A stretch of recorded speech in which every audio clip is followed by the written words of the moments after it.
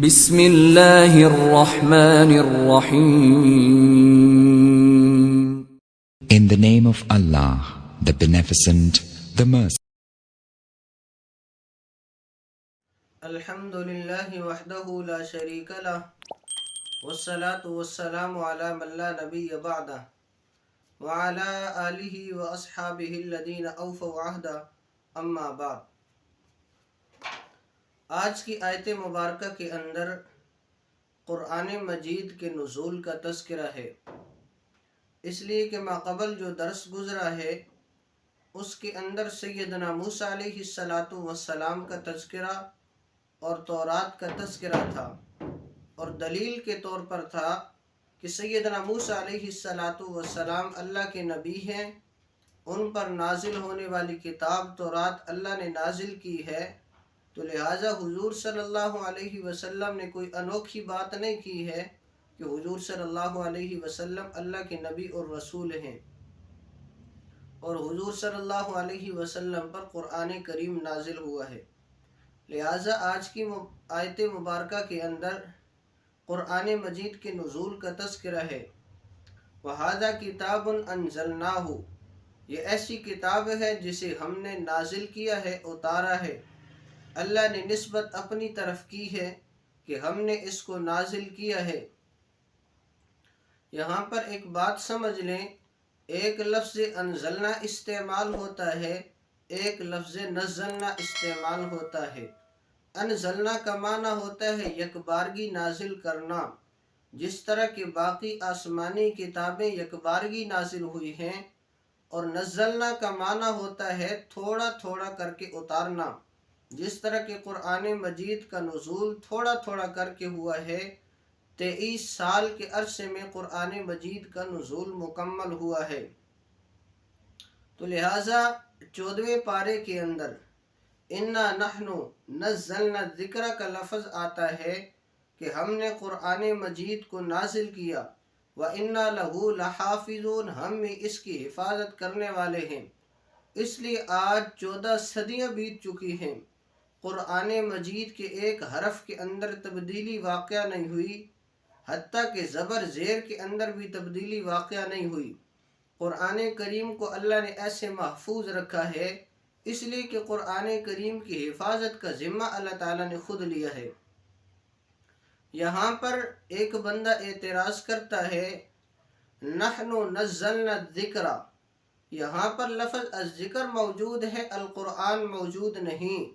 نزلنا الذکر، ہم نے قرآن کو نازل کیا، میں نے یہ ترجمہ کیا ہے، تو لہٰذا الذکر سے مراد قرآن مجید میں نے لیا ہے. معترض اعتراض کرنے والا کہتا ہے الذکر کا لفظ موجود ہے، اس سے تو ساری آسمانی کتابیں مراد لی جا سکتے ہیں، آپ نے قرآن کریم کیسے مراد لیا؟ تو اس کا جواب یہ ہے کہ یہاں پر لفظ نزلنا استعمال ہوا ہے، اور نزلنا کا معنی ہوتا ہے تھوڑا تھوڑا کر کے نازل کرنا، اور تھوڑا تھوڑا کر کے صرف قرآن کریم نازل کیا گیا ہے. لہٰذا اِنَّا نَحْنُ نَزَّلْنَا الذِّكْرَ سے مراد قرآن مجید ہے، اور اسی کی حفاظت کا ذمہ اللہ نے خود لیا ہے.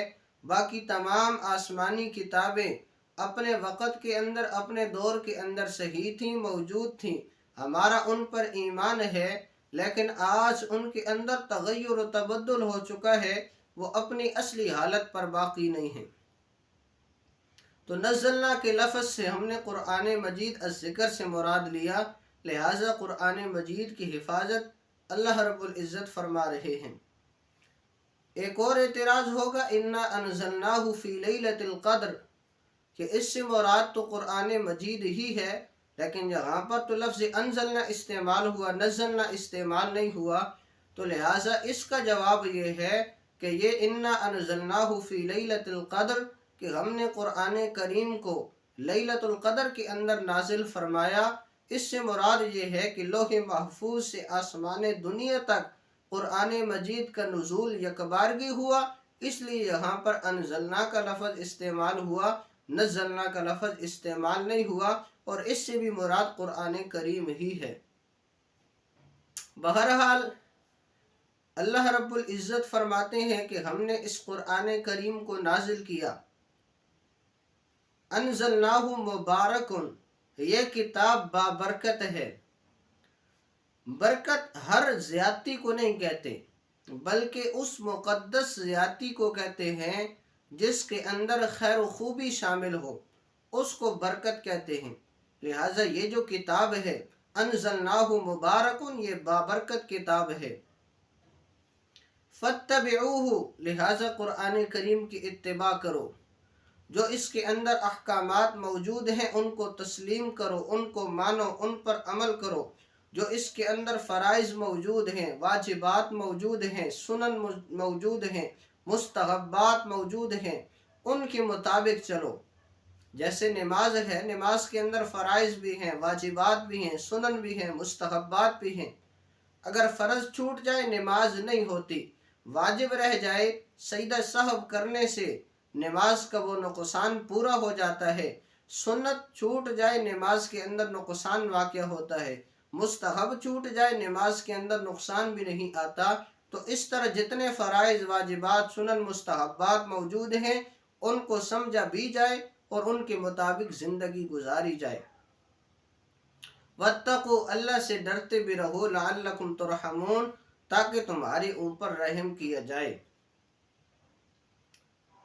اور اسی طرح اگلی آیت مبارکہ کے اندر قرآن کریم کے نزول کی وجوہات کا تذکرہ ہے کہ قرآن کریم کیوں نازل کیا گیا۔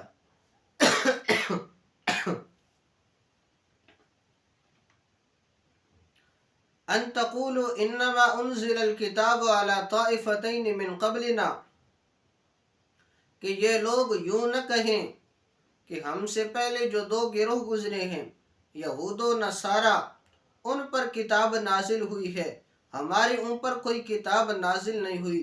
لہٰذا ہمارے اوپر کتاب نازل ہوتی تو ہم بھی ایمان والے ہوتے، ہم بھی ہدایت یافتہ ہوتے۔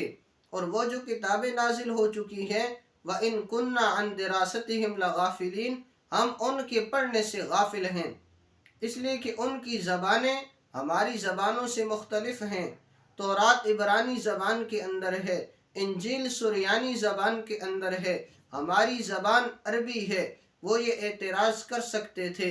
اس لیے اللہ نے قرآن کریم کو نازل کیا اور عربی زبان کے اندر نازل کیا، تاکہ یہ لوگ اعتراض نہ کر سکیں کہ ان سے پہلے جو دو گروہ یہود و نصارہ گزرے ہیں، جنہیں اہل کتاب کہا جاتا ہے، ان پر تو کتابیں نازل ہوئیں، وہ ہدایت یافتہ ہوئے، ہمارے اوپر کوئی کتاب نازل نہیں ہوئی، لہٰذا ہم ہدایت یافتہ نہ ہوئے، اس لیے کہ وہ کتابیں ہماری زبان کے اندر نہیں ہیں، ہم ان